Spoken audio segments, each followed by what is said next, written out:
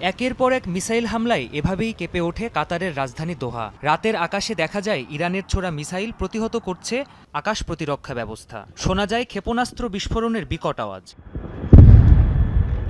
কাতারের আল উদেইদ মার্কিন বিমান ঘাঁটিতে ক্ষেপণাস্ত্র হামলার বিষয়টি তাৎক্ষণিকভাবেই নিশ্চিত করে ইরানের বিপ্লবী গার্ড বাহিনী। এ হামলাকে শক্তিশালী ও বিধ্বংসী আখ্যা দিয়েছে তেহরান। একই সাথে এর বিপরীতে পাল্টা যে কোনো হামলা শক্তভাবে দমন করা হবে বলেও হুঁশিয়ারি দেয় দেশটি।